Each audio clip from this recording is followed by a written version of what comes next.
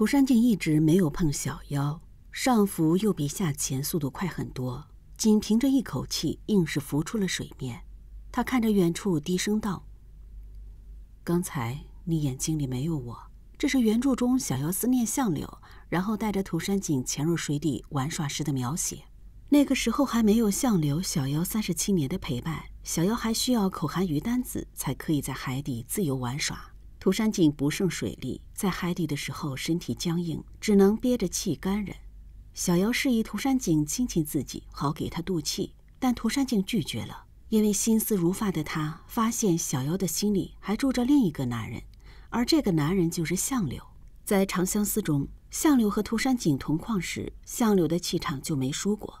涂山璟每次见到相柳，都一副如临大敌的样子，巴不得赶快带着小妖闪人。也正因如此，涂山璟才会着急慌忙地跟小妖定下15年之约。从实用价值的角度上说，涂山璟不光富可敌国，是苍玄成就霸业的提款机，还很会提供情绪价值，软糯糯的，一副没有小妖就活不下去的样子。怎么看涂山璟也略胜相柳一筹。可他为什么那么怕相柳捷足先登呢？怕到相柳一有风吹草动，他就打自乱阵脚的程度呢？在清水镇的时候，涂山璟第一次在文小六的脖子上发现吻痕时，就察觉到了相柳对文小六的爱意。剧版有一个涂山璟用灵力抹去吻痕的细节，拍得很妙，这暗示了相柳的心机和涂山璟的嫉妒。明明喝完血的痕迹是可以用灵力去掉的，为什么相柳不去掉，反倒故意把咬痕变成容易令人产生误会的吻痕呢？因为相柳看出了涂山璟对文小六的情谊，所以故意做给他看的。这个动作就相当于在宣示主权，用一种无声的炫耀告诉涂山璟文小六是属于他的。事实上，这一招对涂山璟确实有用，但是这一招不仅激发了涂山璟的胜负欲，同时也激发了涂山璟对于文小六的占有欲。从此以后，涂山璟只要见到相柳，就忍不住和他争上一争。剧版《长相思》为了表现出涂山璟的这种心思，也特意拍出了这些细节。比如文小六被轩抓起来后，涂山璟一筹莫展，跑来和相柳做交易。原本他还很自信，说只要你肯帮我救人，条件任由你开。据我所知，九命相柳从不跟钱过不去。没想到相柳的一句反问，就算我要报仇，也要去找文小六要。你是文小六的什么人？青丘公子。涂山璟就直接泄了气。后来相柳和涂山璟打配合，成功救出了文小六。涂山璟给文小六送玉山玉髓和归墟水晶时，又端着架子，一副正式的模样，道：这段时间有劳了，等躲过这段日子，事情平息后，我就带着他离开。结果相柳的一句那就要看到时候他愿不愿意跟你走，就又给涂山璟整破防了。涂山璟知道自己不可能一辈子只做夜视妻，他要接任族长，也有要娶的未婚妻，怎么看都不如无拘无束的相柳自由。可胜负欲亦然，涂山璟怎么也不能输给相柳，那他怎么办呢？于是他想到了15年之约的法子。15年对于神族而言，虽然是生命中短短的一瞥，却也要一天天熬着过的。涂山璟知道相柳和文小六还未定情，也担心自己回到青丘处理家事时，相柳会捷足先登，所以就抢先一步表了白，并占下了小妖的15年。后来涂山璟得知文小六是号令大王姬小妖，明白相柳和小妖是不可能了。没想到防风背又出现了。防风背长着一张和相柳一模一样的脸，涂山璟第一次见到他时很惊讶。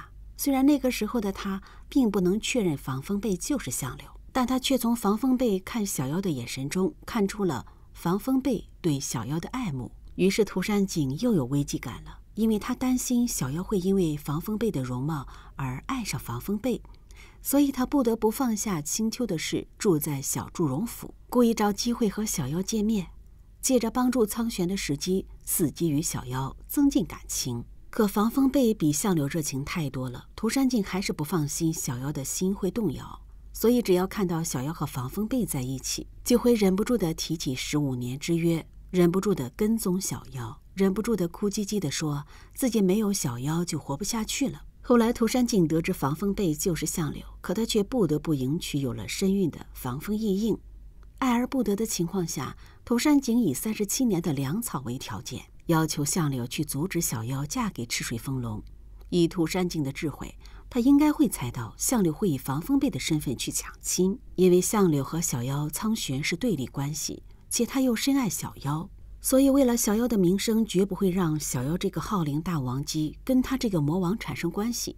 但防风背作为防风氏的庶子，公然通过抢亲去破坏4大家族关系的做法，也确实会给防风氏带去很大的麻烦。所以一旦用了防风背的这个身份，唯有死才能平息众怒。而一旦防风背死了，小妖就再也没可能和相柳在一起了，既拆散了小妖和赤水丰隆的婚事，又阻止了相柳留在小妖身边的可能。这是长相思中涂山璟唯一一次赢过相柳的情节。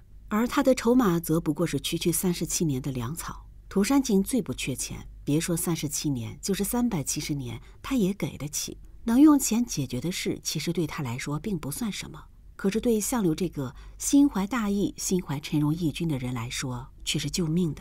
3. 西陵恒生前的宠物碧君天生声音魅惑，迷人心智，没有人敢听他唱歌，可相柳却不怕，他甚至还主动邀他唱歌。碧君说：“我是碧碧妖，歌声会迷人心智。”相柳笑言：“我是9头妖，想要9颗头都被迷惑很难。如果真被你迷惑了，也是难得的经历。我所作所为，并无羞于世人之处。”相柳心智坚定，为人坦荡磊落，没有什么可以被人要挟的事情。所以当世人因为内心的私欲容易被碧君的歌声迷惑时，相柳是不怕的。涂山璟和碧君同为狐族，他是狐族族长，功力自然比碧君还要深厚，自然也知道相柳的无坚不摧。可一个没有弱点的人作为自己的情敌，显然不是什么值得庆幸的人。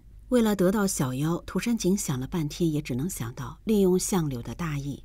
剧版《长相思》中有一个情节特别明显，相柳试图以小妖为诱饵，找涂山璟帮自己托运粮草。涂山璟答应帮他，然后牙尖嘴利地回怼道：“我从来不拿小妖做交易，不过防风君对小妖有授业之恩，我对防风君十分感激，这次算是我帮小妖偿还欠你的恩情。”相柳笑笑道：“你替小妖还我恩情，经过他允许了吗？”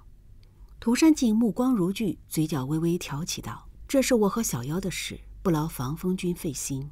当然接受还是不接受是你的事。”这大概是全剧涂山璟反向拿捏相柳最高光的时刻。这一段原著小说中是没有的，很多人觉得这么一改，相柳为了大义利用小妖的功利感就出来了，并由此判定相柳并非良人。